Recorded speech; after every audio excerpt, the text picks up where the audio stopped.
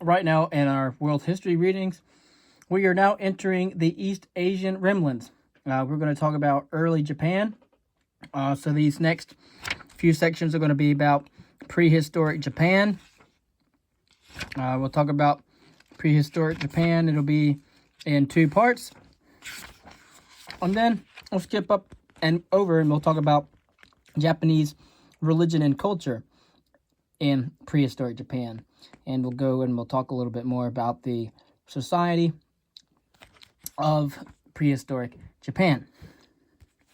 Then we'll skip over and we'll talk about Korea, the second dragon. So we have Japan as the first dragon and Korea as the second dragon. We'll talk about Korea as being a bridge to the east. And then finally we will talk about the smaller dragon, which is Vietnam. So we're talking about early Japan, early Korea, and early Vietnam in terms of a world historical perspective. Japan is often known as the land of the rising sun. From its flag, we can visibly see that, of course, but geography accounts for many of the historical differences between the Chinese culture that we've just covered and Japanese society. Whereas China is a continental civilization, Japan, however, is an island country. It consists of 4 main islands: Hokkaido in the north, the main island of Honshu in the center, and then the 2 smaller islands of Kyushu and Shikoku in the southwest. Of course, it is a total land area about 146,000 square miles, about the size of the state of Montana in the United States. Japan's main islands are at approximately the same latitude as the eastern seaboard of the United States of America. And like the eastern United States, Japan is blessed with a temperate climate. It is slightly warmer on the east coast of Japan, which is washed by the Pacific Current sweeping up from the south, and has a number of natural harbors that provide protection from the winds and the high waves of the Pacific Ocean. And as a consequence, in recent times, the majority of the Japanese people have tended to live along the east coast, especially in the flat plains surrounding the cities of Tokyo, Osaka, and Kyoto. In these favorable environmental conditions, Japanese farmers have been able to harvest 2 crops mainly, that of rice annually since early times, and 2 crops of rice. Rice is really big in the Japanese diet, as well as fishing along the coast, and of course we'll talk about the earthquakes as well. But by no means, however, is Japan an agricultural paradise. Of course, like China, much of the country is mountainous, with only about 20% of the total land mass area suitable for cultivation. These mountains are of volcanic origin, since the Japanese islands are located at the juncture of the Asian and Pacific tectonic plates. Of course, and this is why they have a lot of earthquakes. This location is both an advantage, but it is also a disadvantage as well. Volcanic soils are extremely fertile, which helps explain the exceptionally high productivity of Japanese farmers. Of course, at the same time, the area is also prone to earthquakes, as has been mentioned, such as the famous quake of the year 1923, which destroyed almost the entire city of Tokyo.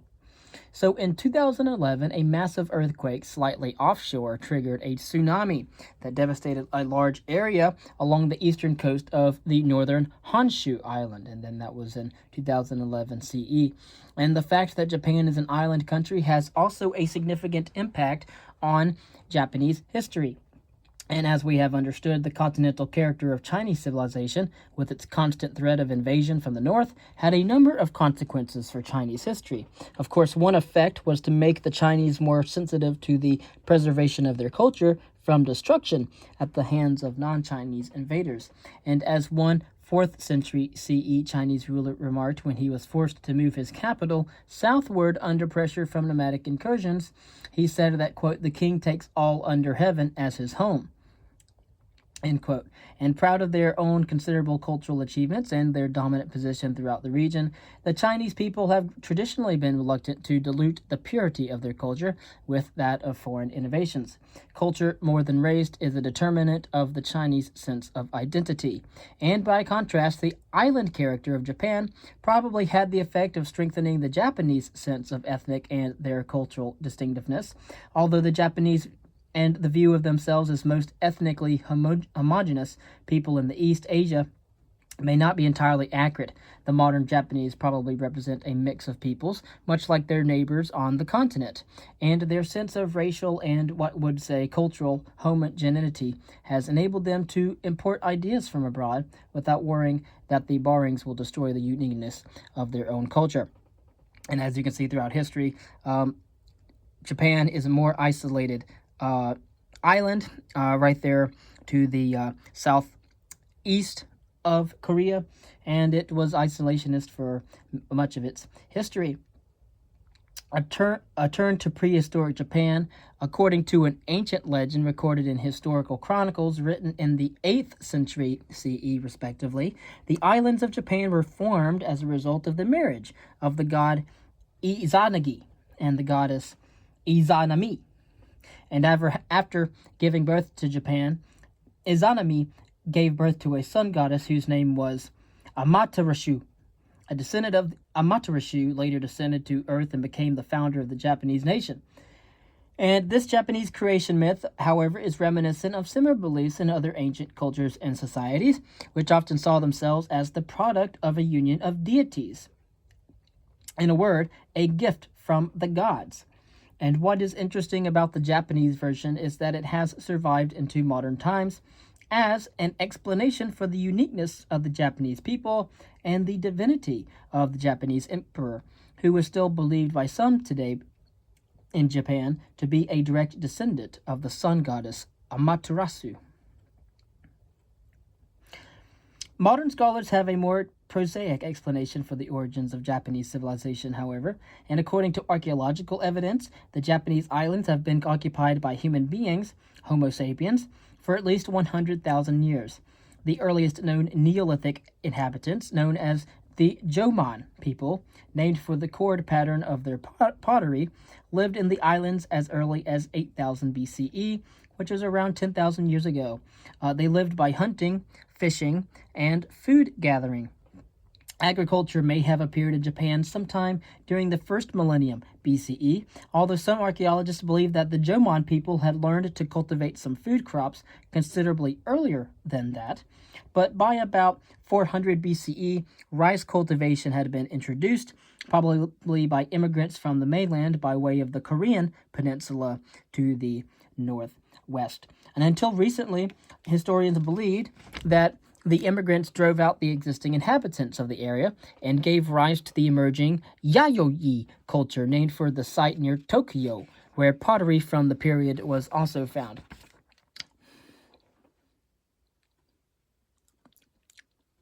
It is now thought, however, that Yayoi culture was a product, or Yayoi culture was a product of a mixture between the Jomon and people and the new arrivals, enriched by imports such as wet rice agriculture, which had been brought by the immigrants from the mainland.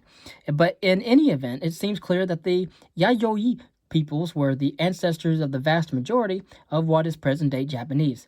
At the first, however, the Yayoi lived primarily on the southern island of Kyushu, but eventually they moved northward into the main island of Honshu, conquering, assimilating, or driving out the previous inhabitants of the area, some of whose descendants, known as the Wainu, still live in the northern islands.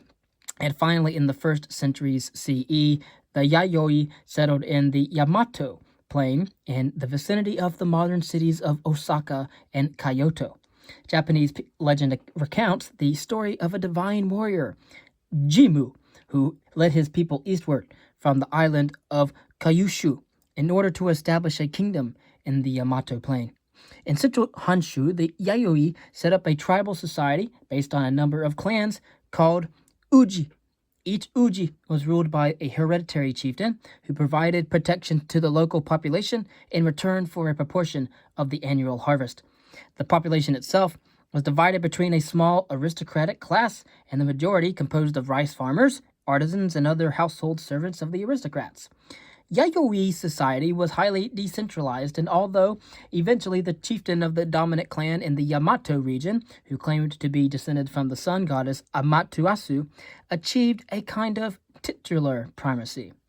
Of course, there is no evidence, however, of a central ruler equivalent in power to the Chinese rulers of the Shang and Zhou periods, respectively. And the rise of the Japanese state. Concerning all the Japanese and that they had been aware of China for centuries, they paid relatively little attention to their more advanced neighbor until the early 7th century, respectively, when the rise of the centralized and expansionistic Tang dynasty presented a challenge. The Tang began to meddle in the affairs of the Korean peninsula, conquering the southwestern coast and arousing anxiety in Japan. Yamato rulers attempted to deal with the potential threat posed by the Chinese in two ways. First, they sought alliances with the remaining Korean states. Second, they attempted to centralize their authority so that they could mount a more effective resistance in the event of a Chinese invasion. And so the key figure in this effort was Shotoku Taishi, who existed from 572 to 622 BCE or CE, and he was a leading figure, aristocrat in one of the dominant clans in the Yamato region. Prince Shotoku, again it's Shotoku Taishi, who lived from 572 to 622. He sent missions to the Tang capital at Changyang to learn about the political institutions that were already in use in the relatively centralized Tang kingdom. And so you can see, for example, in maps and cartography showing the Japanese islands at the time of the Yamato state. And you also would see maritime routes that would have been taken by the Japanese traders and missionaries to China as well. And of course, you have Japan with Kyoto in the middle, and Honshu and Hokkaido to the north. To the west, however, you would have the Korean Peninsula and the Sea of Japan, or the East Sea between Korea and Japan. And then, of course, to the southwestern coast of Japan, you have the East China Sea, and then you go up between China and Korea, and that would be where the East China Sea goes into the Yellow Sea. And, of course, the Shotoku Taishi then launched a series of reforms to create a new system based roughly on the Chinese model. In the so-called 17-article constitution, he called for the creation of a centralized government under a supreme ruler and a merit system for selecting and ranking public officials. This was extremely important in the history of Japan. His objective was to limit the powers of the hereditary nobility and to enhance the prestige and authority of the Yamato ruler, who claimed divine status and was now emerging as the symbol of the unique character of the Japanese nation. In reality, there is evidence that places the origin of the Yamato clan on the Korean peninsula. And so this guy, Shotoku Taishi, so around the early 7th century, built the first centralized state. The first state that was not only centralized, but also based on merit and meritocracy, and also was one that was under a supreme constitution as well. So Japan gets the credit for establishing the first true modern state. After Shotoku Taishi's death in 622, his successors continued to introduce reforms in order to make the government more efficient. In the series of so-called Taika reforms, which means great change, that began in the mid-7th century after the death of Shotoku Taishi's. And, of course, the Grand Council of State was established at that time, presiding over a cabinet of 8 ministries. To the traditional 6 ministries of Tang China were added ministers representing the Central Secretariat and the imperial household. Official communications were to be based on the Chinese written language. And interestingly enough, the territory of Japan was divided into administrative districts on the Chinese pattern. The rural village, composed ideally of 50 households, was the basic unit of government. The village chief was responsible for the maintenance of the household registers, the assigning of the sowing of crops, and the cultivation of mulberry trees, the prevention of offenses, and the requisitioning of taxes and forced labor. A law code was introduced as well, and a new tax system was established. And now all farmland technically belonged to the state, so taxes were paid directly to the central government rather than through the local nobility, as had been previously been the case. A wonderful state building by the Japanese. And as a result of their new acquaintance with China, the Japanese also developed a strong interest in Buddhism. Some of the first Japanese to travel to China during this period were Buddhist pilgrims that were hoping to learn more about the exciting new doctrine and bring back scriptures. But by the 7th century CE, Buddhism had become quite popular among the aristocrats, who endowed wealthy monasteries that became active in Japanese politics. At first, the new faith did not penetrate to the masses, but eventually popular sects such as the Pure Land sect and import from China had won many adherents among the common people. The Nara period in Japanese, prehistoric Japan, initial efforts to build a new state modeled roughly after the Tang were also successful as well. After Shotoku Taishi's death in 622, political influence fell into the hands of the powerful Fujiwara clan, which managed to marry into the ruling family and continue the reforms Shotoku had begun.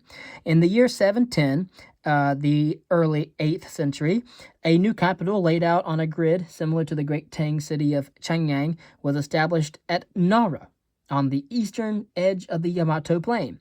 The Yamato ruler began to use the title Son of Heaven in the Chinese fashion, and in deference to the belief in the ruling family's divine character, the mandate remained in perpetuity in the imperial house after rather than being bestowed on an individual who was selected by heaven because of his talent and virtue, as was the case in China. But had these reforms succeeded, Japan might have followed the Chinese pattern and developed a centralized bureaucratic government.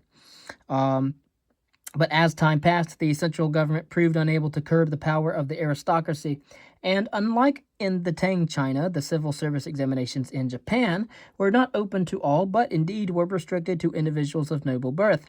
And so leading officials were awarded large tracts of land, and they and other powerful families were able to keep the taxes from their lands for themselves. Increasingly, however, starved for revenue, the central government steadily lost power and influence. The influence of the powerful Buddhist monasteries in the city of Nara soon became oppressive, and in 794, the late 8th century, the emperor moved the capital of his family's original power base at nearby Heian on the site of present-day Kyoto.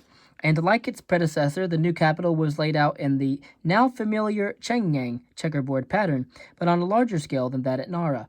Now increasingly self-confident, the rulers ceased to emulate the Tang, and they sent no more missions to Chang'an. At Heian, the emperor, as the royal line descended from the sun goddess was now styled, continued to rule in name, but in actual power was in the hands of the Fujiwara clan, which had managed through intermarriage to link its fortunes closely with the imperial family. A senior member of the clan began to serve as regent, in practice the chief executive of the government for the emperor. What was occurring was a return to the decentralization that had existed prior to Shotoku Taishi. The central government's attempts to impose taxes directly on the rice lands had failed, and rural areas came under the control of powerful families whose wealth was based on the ownership of tax-exempt farmland called shoin.